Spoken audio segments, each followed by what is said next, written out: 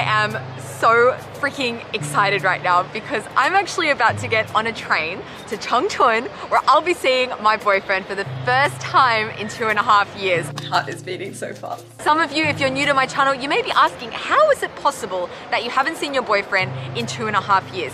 Well, let me give you a little bit of a backstory. So my boyfriend, his name is Dirk.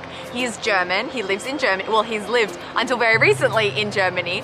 And at the start of the pandemic back in March 2020, I was in Germany with him. It was such a crazy time back then. No one really knew what was happening, what this virus was. It's been a very emotional few hours. We just got the news from the Australian government telling all Australians currently traveling abroad to come home as soon as possible because basically they're saying if you don't come home now, we don't know if you'll be able to come home at all. So after a lot of thinking, yeah, just went online and bought a ticket to Australia for tomorrow, which is just seems, I'm in a bit of shock. I can't believe that I'm gonna be leaving here. I might not see you for like 6 months, you know? I don't know. That's so shit. I think the longest time we've ever spent apart, our longest break was three months? Yeah. 3 months. Oh my god. So I made the decision to leave Germany and go back to Australia, not knowing when or if I would see my boyfriend ever again. In the beginning, nowhere would we have known that we would be 2.5 years later still not seeing each other. In the beginning, I think we were pretty positive and optimistic that it would just be a few months, but here we are, all these many, many months and years later. And in Australia at that time, everything was very strict when it came to COVID and definitely no possibility for international travel.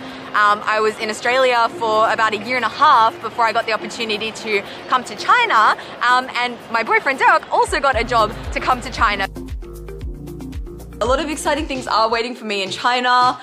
One of those things being my boyfriend. He got a job in China as well, so we will be seeing each other in about 3 months. I was just talking about you and how we are going to be together soon, and I thought I'd let you explain for yourself what it is that you're actually going to be doing in China. So I work for Audi in Germany and has founded a new company in China, in Changchun, called the New Electric Venture, together with a Chinese partner.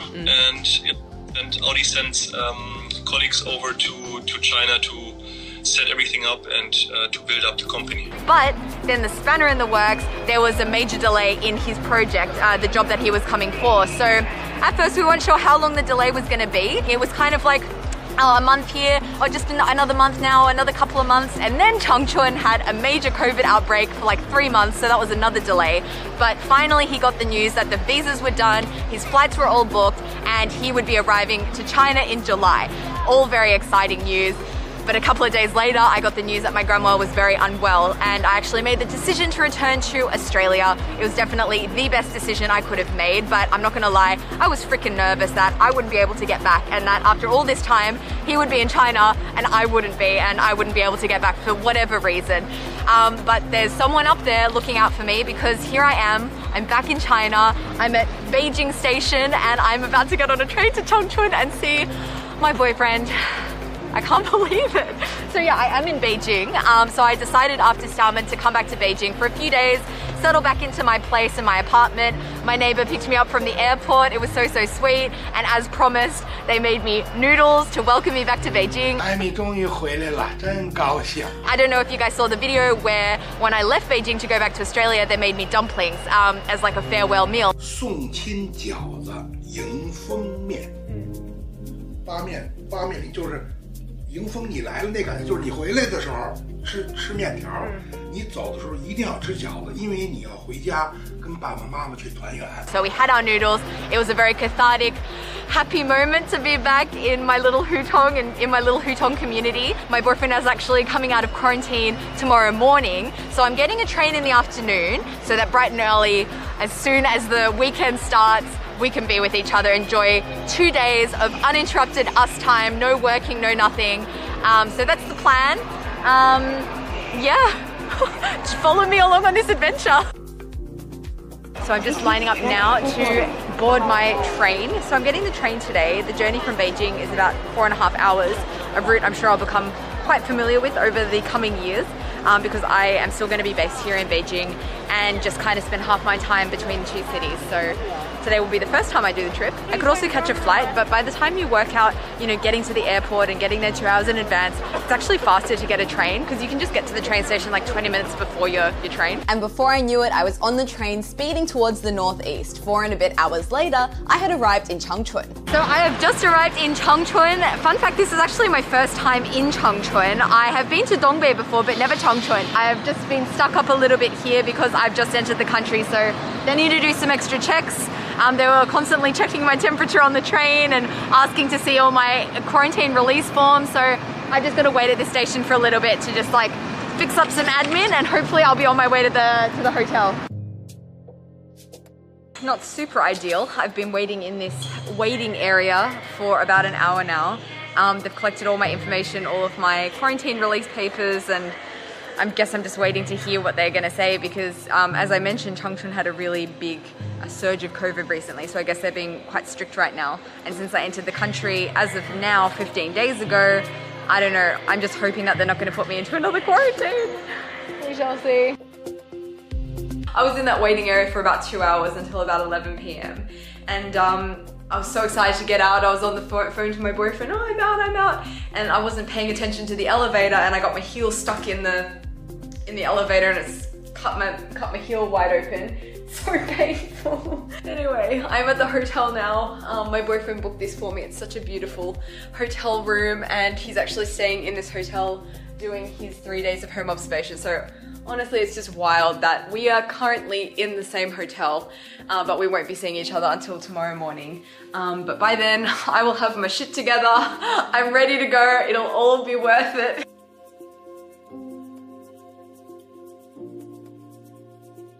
Oh, I'm feeling so much better this morning. I'm rested, my foot feels a lot better, and I'm just so excited for what's about to happen. I'm fully present and fully ready for all the experience.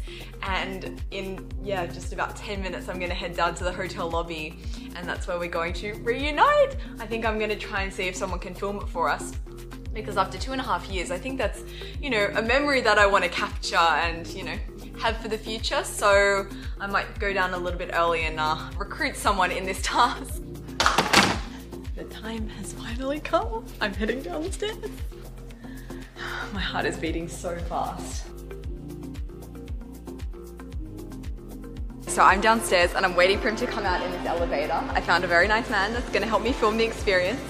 And oh my God, I'm so nervous. After years of waiting, who would have thought a few seconds could pass by so slowly? But then, there he was. It felt like a dream. It definitely has to be one of the most surreal moments of my life.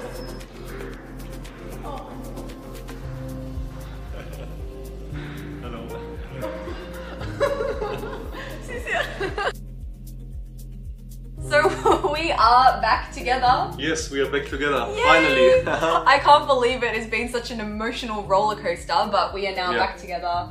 We've been together for a week now here in Changchun. How are you feeling? I'm feeling very, very happy. Yeah. Happy to be with you. Aww. Happy to be in China. You know how long we were actually apart altogether? I actually counted the days. Not really. 855. 855 days. 2 years and 4 months apart. Crazy. Can you believe we did it? No. I can't believe we did it. Like looking back, it doesn't really feel like 2.5 years. Yeah. But yeah. I wonder what we would have done if the last time we saw each other, we would have known it's going to be 2.5 years. I wonder how we would have reacted to that situation. But I think the reason we've been able to make it this far is we've always thought, oh, just a few more months, just a few more months. And it's just been like that for the last 2.5 years. And we're finally at this point where I see you and for me, it kind of feels like the last 2.5 years didn't happen. Yeah, and I'm a real person, you know. I'm sitting right next to you now. It was so weird seeing each other for the first time. At least for me, you know, when I was waiting for you to come down in the elevator, and to see you, it was kind of like, what? Like you're not just a figment of my screen imagination, not just my imaginary boyfriend. I have to say it took some time to actually realize that I'm now here. and that you are here and that I see you again after 2.5 years. Like it took some time to sink and... It was so weird. Like it definitely took some time to like adjust to the shock. But the weirdest thing was that the night before we saw each other, we were in the same hotel and your room was just above mine, almost directly above mine. For me, it took maybe a little while to like kind of get back into the swing of things. Like at least a few hours until I was like, what's happening? Yeah, definitely. And also like just getting used to the little things that you haven't really experienced in the last 2.5 years. Like just walking next to each other on the street, holding hands. Yeah, having a kiss. Having a kiss. Doc has already started his new job here in Changchun. Yeah. How's it going? Good, good, good. I've already started in quarantine. So like the first day that I arrived in China, we were equipped by the company with everything that we needed to work. And yeah, actually this week I had my first working week in the office. So there's like lots of new colleagues starting to work for the company. And yeah, the goal is to, at a certain point, start producing cars. I guess it's very good that you're here in the car industry in Changchun, because Changchun is known for all the car brands that are here. It's an auto city. It's there's already one joint venture with VW. I'm glad that you're enjoying the work here, because you're going to be here for at least, what, 3 years is your contract? So my contract is for 3 years, yeah, here in Changchun. I think what the coolest thing is that coming here, neither of us have been here before. So we're discovering this city together, which means all of our first memories, all of our first impressions are just inextricably linked all together. I can't believe that, you know, you being in China for so long haven't been to Changchun. So it's it's no, you know, tourist, you know, hotspot, I'd have to say. But it is a lot nicer than I thought it was going to be. I thought it was going to be a lot more industrial, because it is, you know, has this reputation for having a lot of factories and car companies and stuff like that. But my first impressions was it's very green, a lot of parks, a lot of trees. This is really pretty and unexpected. We are at Nanhu Park. It's this massive park in the middle of Changchun, and it's nice. Big streets with a lot of cars, very green, as you said. Yeah. And surprisingly, is it a common thing in China that there are so many malls? Yes, but it is a common thing, but it's also like I wasn't expecting the malls in Changchun to be so cool. Like the malls that I've seen here in Changchun, I feel like there are a lot more concept malls than I've seen in Beijing. Like in Beijing, a mall is a mall, but here we saw one yesterday that was like, it looked like Venetian canals inside the malls. We've been to that one called The Hill. That's a multi-storied, kind of reminded me of Chongqing kind of 3D vibe. There's also this mall here, the Eurasia Shopping Mall, which I learned is actually one of the biggest malls in China and Asia. Okay, so check how massive this place is. I'm only halfway through the department store. You literally can't see the other side. And then all the way to the end there.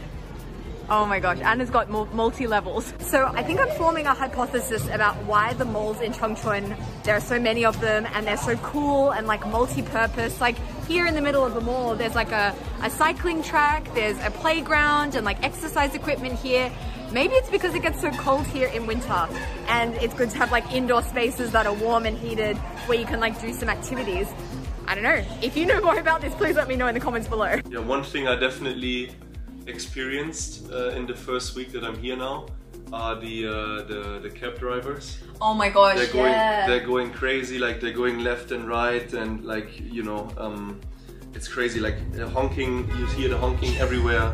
It's interesting because, you know, I've been in China for many years now, but I haven't been in a city where people drive like they do here. Maybe because it is a car city and everyone wants to, you know, make the most out of the speed in their cars, but it's wild being on the road. But you're actually gonna be driving here. You're going for your driving test soon. Yeah. So how do you feel about driving in Changchun? Yeah, I don't know yet. I guess you have to drive the same way, otherwise you lost. I'm gonna do my license. Hopefully pass the test. The thing is that I need to do a theory test. Yeah, so you don't actually have to like drive the car with an instructor or anything. You just have to pass a theory test and then you're allowed to drive. Yeah, exactly. I guess for you it's a lot easier because here in China they drive on the right-hand side, but in Australia it's different. So for me, he's pretty keen for me to get my license, but I don't know because I've never driven in China before, and I think as a place to learn to drive in China, Chongqing would be pretty hectic. So many places I want to take you, like even just within this province, we're in Jilin province, like even in winter it's going to be super cold, like minus 25 degrees here, but there's still so much to do, like, you know, get out on the lakes, frozen over, and go skiing. Are there any like destinations outside of this province that you're really keen to go to? Yeah, definitely keen on going back to Beijing. Yeah, we met in Beijing. 2018 we met there. Yeah. So I want to go back to the city. I want to see some places. I want to see your apartment. Yeah. Meet my neighbors. They're very meet your neighbors. Meet all your friends that you have made in the meantime. And you have been enjoying the food so far, right? That I've introduced you. Yes, I have. Yeah, that was one of my things that I wanted to do. I want to, you know, dive into the Chinese cuisine. Good. I want to try all the things. And so far I've been enjoying the ride. Yeah, what have you eaten so far? I had chunbing. Chunbing was one of the first meals we had together. Those spring pancakes. Yep, you like that those. Was very, very nice. We went to this Sichuan restaurant with Mo Pudofu. What's Mofu Dofu. Mapo Dofu. Yeah, Mapo Dofu. That was good. The first thing we ate together, we went to Guilin Road here in Chongqing. It's like it's a touristy kind of snack street.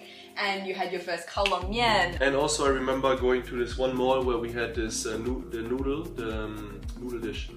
The Hongqing noodles. Oh, Chongqing noodles, Chongqing noodles. Yes.